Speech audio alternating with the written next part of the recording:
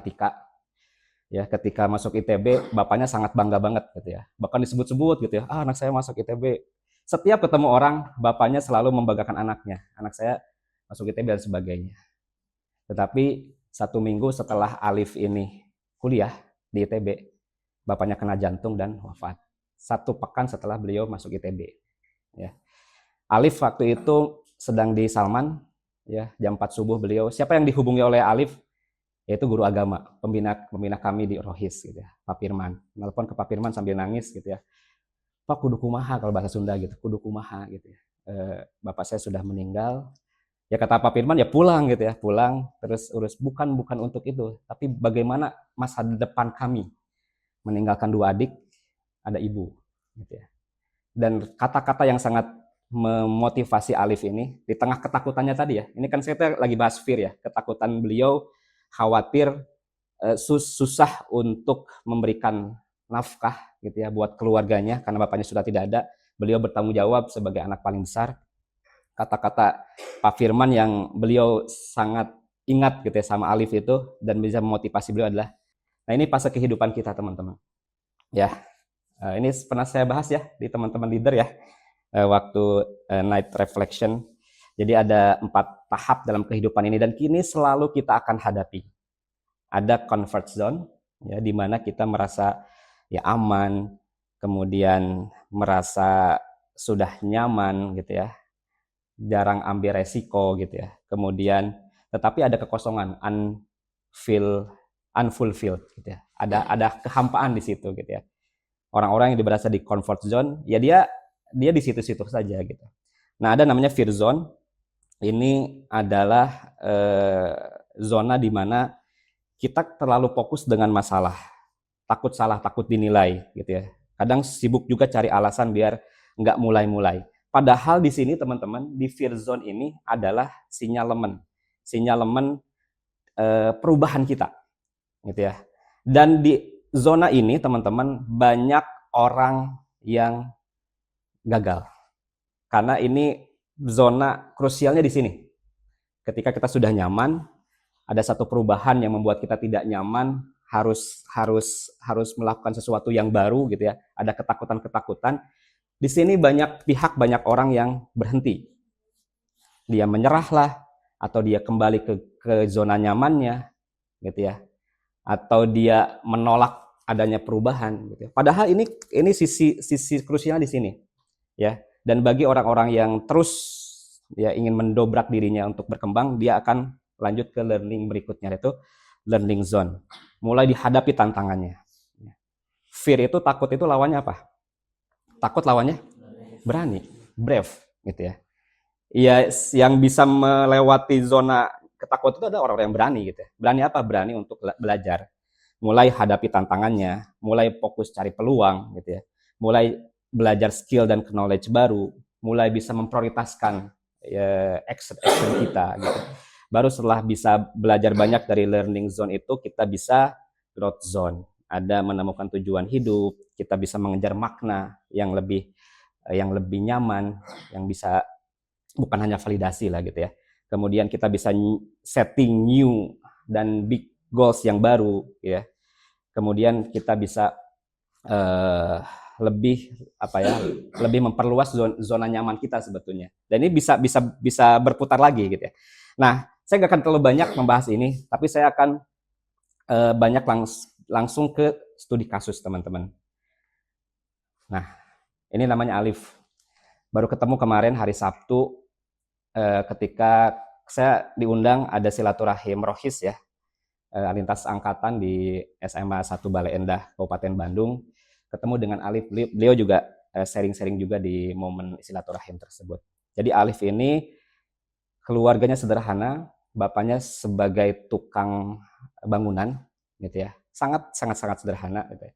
Tetapi dia alhamdulillah dikaruniai oleh Allah kecerdasan gitu ya. Dia masuk ITB jurusan matematika. Ya, ketika masuk ITB bapaknya sangat bangga banget gitu ya. Bahkan disebut-sebut gitu ya, anak saya masuk ITB. Setiap ketemu orang, bapaknya selalu membanggakan anaknya. Anak saya masuk ITB dan sebagainya. Tetapi 1 minggu setelah Alif ini kuliah di ITB, bapaknya kena jantung dan wafat 1 pekan setelah beliau masuk ITB.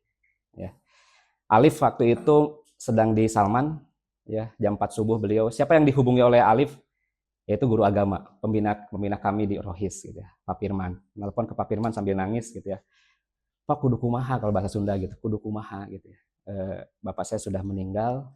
Ya kata Pak Firman, ya pulang gitu ya, pulang terus urus, bukan untuk itu, tapi bagaimana masa depan kami, meninggalkan 2 adik, ada ibu, gitu ya. Dan kata-kata yang sangat memotivasi Alif ini di tengah ketakutannya tadi ya. Ini kan saya lagi bahas fear ya, ketakutan beliau, khawatir, susah untuk memberikan nafkah gitu ya buat keluarganya karena bapaknya sudah tidak ada. Beliau bertanggung jawab sebagai anak paling besar.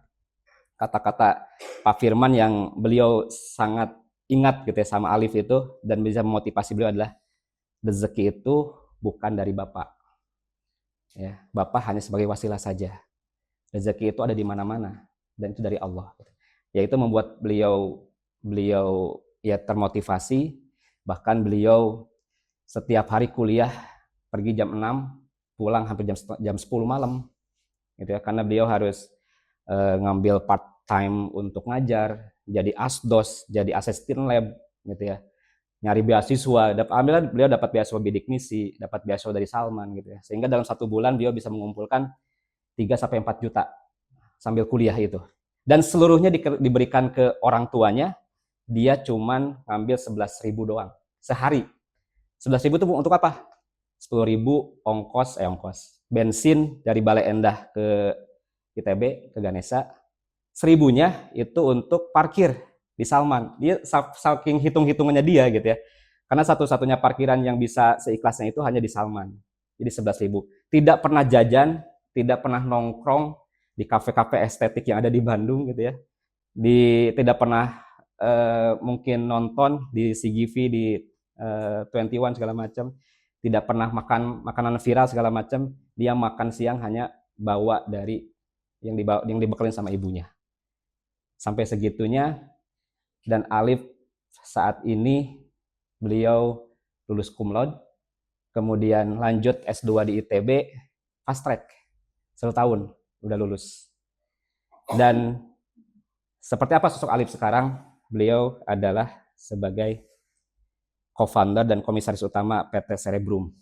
Ya, dia sudah punya kantor sendiri saat ini di Banjaran gitu ya. Sudah punya 30 tim, 4 divisi, 1 kantor gitu ya.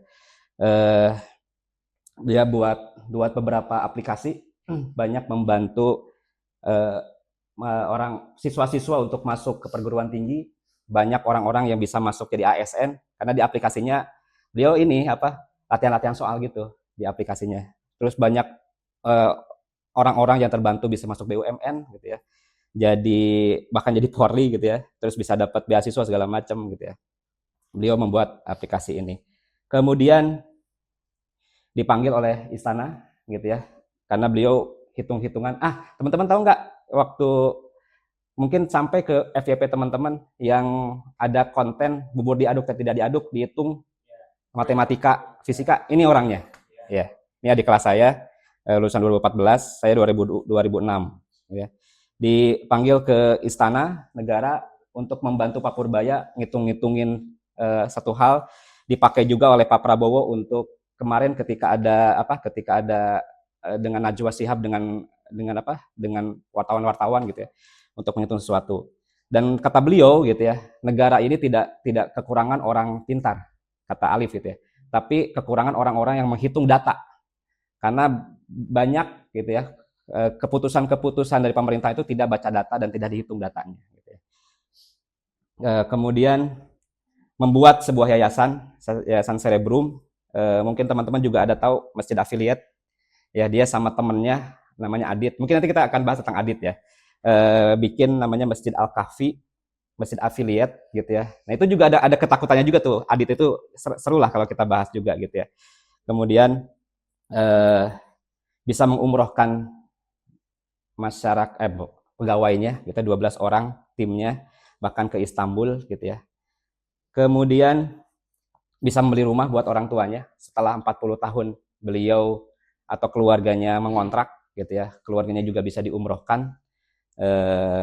ya rumah yang cukup lumayan besar ya bagi penduduk desa lah gitu ya. Dan yang luar biasanya gitu ya, beliau itu merasa bahwa beasiswanya itu hutang. Ya dia hitung gitu, karena orang matematika hitungan banget gitu ya. Dia hitung gitu ya. Kalau saya kuliah dulu di di ITB kurang lebih satu semesternya 10 juta ya. 8 semester itu kurang lebih 80 juta. Kemudian dengan biaya-biaya yang dia terima dari beasiswanya itu kurang lebih 100 juta lah gitu ya. Dan dia bisa mengembalikan ke negara 20 kali lipatnya dengan membayar pajak dari perusahaannya gitu ya. Dan itu menjadi titik balik teman-teman ya. Jadi dari fear, dari ketakutan, dia tidak bisa menghidupi keluarganya, dia mampu keluar dari zona ketakutannya gitu ya. Dia mau belajar terus berusaha ya, walaupun banyak resiko, dia tidak bisa seperti mahasiswa yang lainnya gitu ya.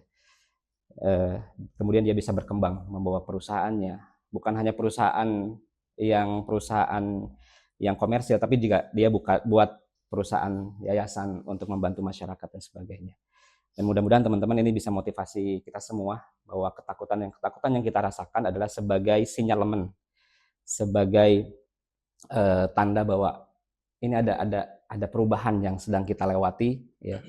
Pilihannya apa? Kita mau back to comfort zone atau mau break the fear gitu ya, untuk kita bisa ke learning zone dan ke growth zone. Terima kasih teman-teman. Assalamualaikum warahmatullahi wabarakatuh.